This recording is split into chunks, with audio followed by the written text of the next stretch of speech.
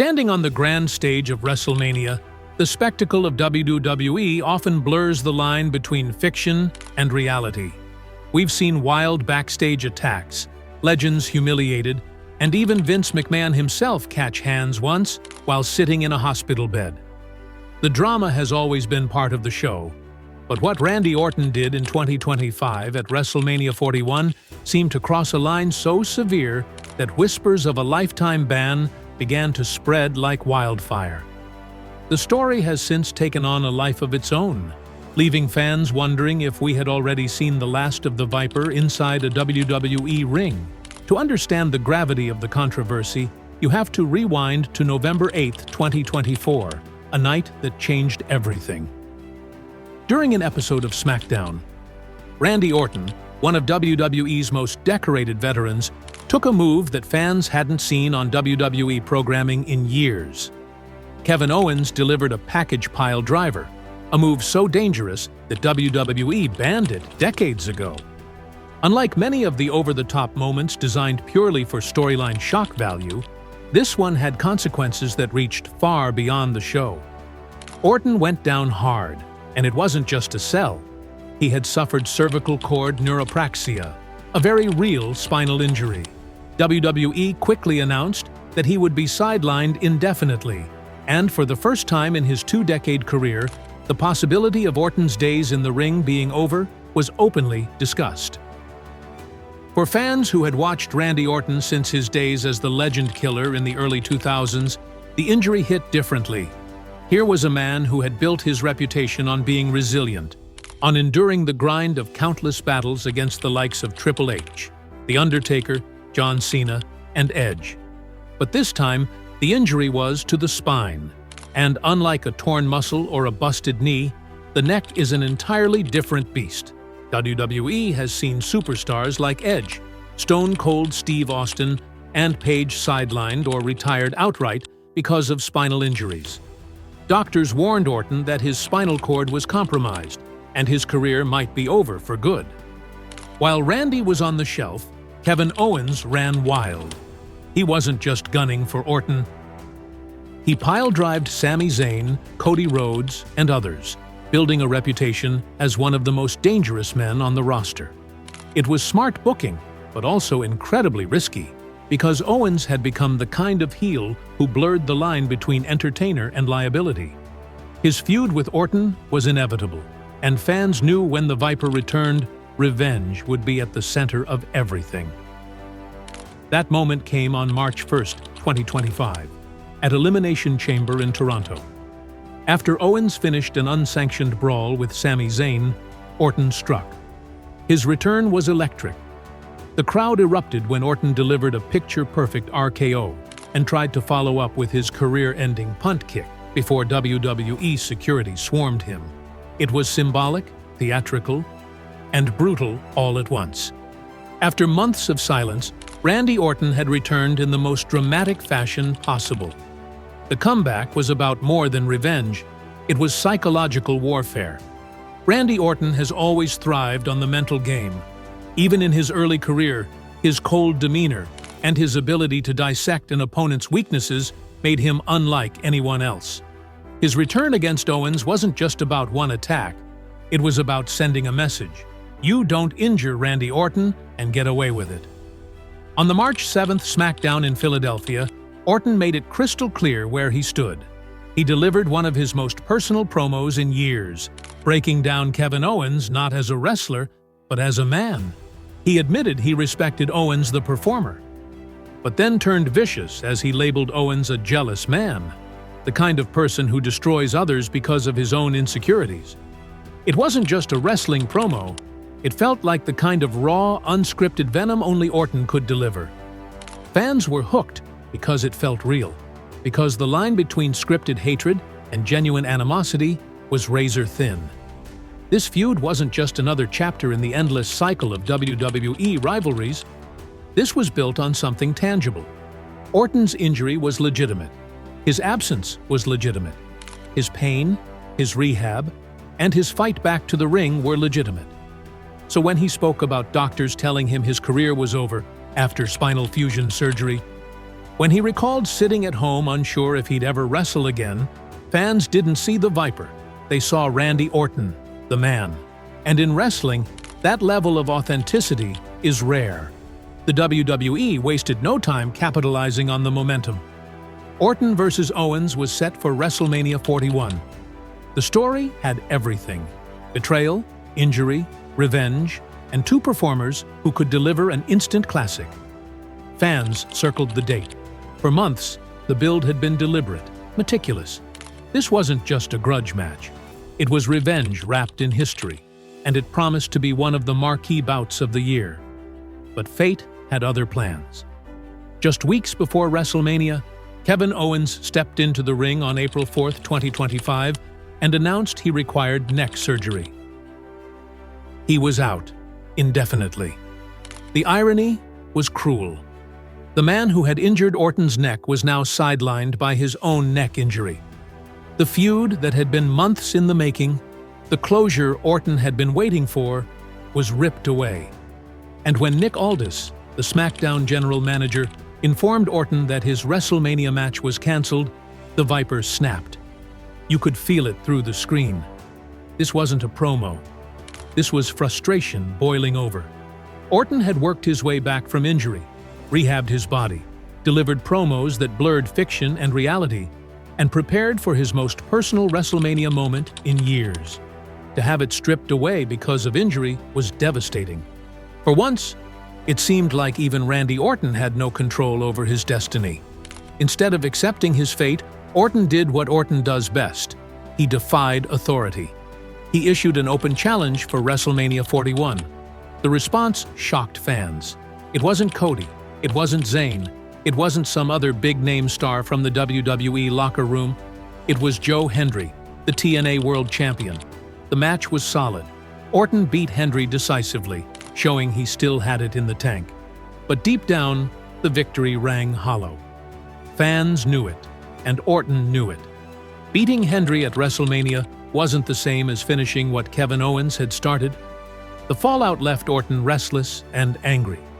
He wanted closure, and instead, he got a substitute victory. For a man who had built his career on legacy moments, on punting legends, stealing championships, and crafting unforgettable rivalries, this was not the payoff he wanted. And what came next would send Randy Orton into even more controversial territory. If WrestleMania was supposed to be his redemption, what happened at Backlash in May would become the breaking point that sparked whispers of his permanent banishment. If WrestleMania 41 was supposed to be Randy Orton's closure, Backlash 2025 in St. Louis was set up as his rebirth. Fighting in his hometown, in front of a crowd that had cheered him for over 2 decades, Orton was scheduled to face one of his oldest rivals, John Cena. But this wasn't the Cena that fans had grown up with. This wasn't the hustle, loyalty, and respect Cena. This was a darker, bitter Cena who had turned his back on the fans and embraced villainy like never before. For weeks leading into Backlash, Cena mocked Orton with venomous promos, digging into his past injuries and even referencing his spinal surgery. It was cutting, uncomfortable, and effective. Cena knew how to push buttons, and Orton's were already raw from the WrestleMania fallout. This wasn't just about championships, it was personal. May 10th, 2025, Backlash. The stage was set in St. Louis. Orton walked into the building with the weight of the city on his back. For nearly half an hour, he and Cena tore the house down. They threw everything at each other. Attitude adjustments, RKOs, counters, reversals, table spots, referee bumps. It was a classic, the kind of match that reminded fans why these two had defined an era together. And for a moment, it seemed like Orton was about to claim his fairy tale victory in front of his people. But wrestling thrives on heartbreak, and once again, Orton was denied. A low blow, a belt shot, and interference from R-Truth of all people sealed the outcome. John Cena walked out with the championship, while Randy Orton was left with nothing but frustration. The building was loud, but the cheers weren't for Cena. They were for Orton, the hometown hero robbed of his moment. That was the breaking point. The Viper snapped. After the bell, Orton turned his rage not only on Cena, but on everyone who represented the system he felt had failed him.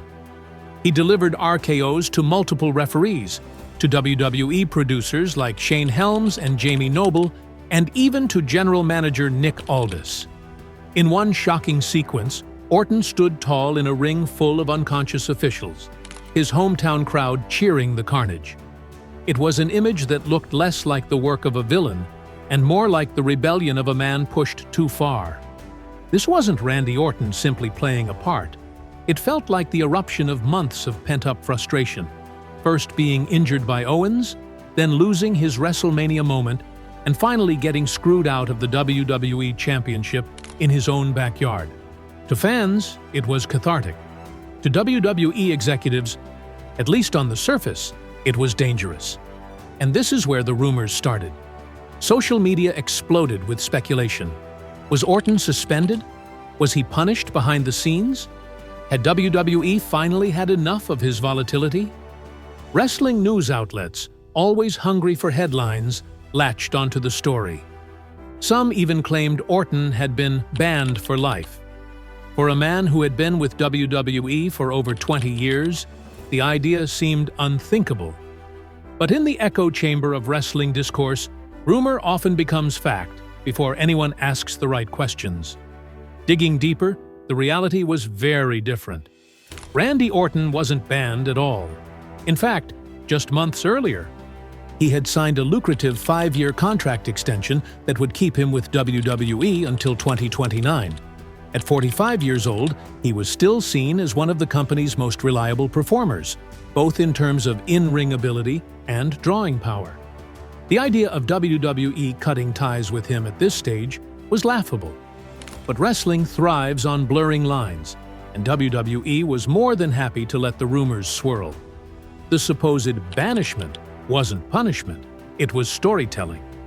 Orton's attacks on authority figures, his rebellion against Nick Aldis, his refusal to play by the rules, this was all part of the latest chapter in the Viper's evolution. For years, Randy Orton had been the cold-blooded apex predator. Now, he was something more dangerous, a veteran who had stopped caring about the consequences. And that made him must-watch television. Behind the scenes, Orton and Owens remained close friends. Orton even admitted in interviews that he had spoken to Owens about his surgery, offering advice and reassurance from someone who had walked the same painful path. The animosity was for the cameras. The respect was real. And that balance, where real injuries fuel scripted rivalries, is what makes wrestling so compelling when it's done right. The truth is, Randy Orton isn't going anywhere. His contract ensures his presence for years to come, and his own words confirm it. He has no intention of retiring anytime soon. In fact, he's openly said he wants to wrestle another 5 years beyond his current deal. WWE knows his value. 14-time world champion, over 2 decades of consistent performances, a career earning north of $100 million when factoring in merchandise, bonuses, and pay-per-view shares. You don't just ban that kind of legacy, you build around it. And WWE is already doing that. The seeds are being planted for Orton versus Nick Aldis, potentially at SummerSlam 2025. Orton's unpredictable attacks, his rebellion against authority, and his renewed fire after injury have positioned him as one of the hottest acts in the company once again. Far from being banished, Orton is more relevant now than he's been in years. The Randy Orton ban story is, in many ways, a cautionary tale for modern wrestling fans. In an era where rumors spread faster than fact, it's easy for speculation to morph into truth. But when you step back and look at the facts, the contract, the booking, the interviews, the reality becomes clear. Randy Orton isn't banned. He's not retired. He's not finished. In fact, he may just be entering one of the most compelling chapters of his career.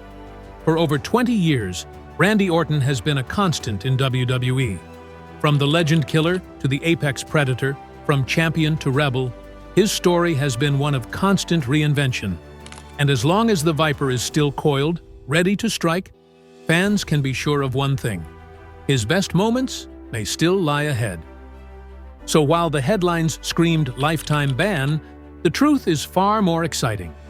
Randy Orton is here, he's dangerous, and he's got plenty of unfinished business. And in WWE, that's exactly the kind of chaos fans live for.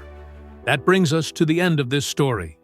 If you enjoyed this deep dive into the truth behind the rumors, make sure to hit the like button, subscribe, and turn on notifications so you never miss the next big story from WWE's wild world. The Viper isn't done yet, and neither are we. Stay tuned.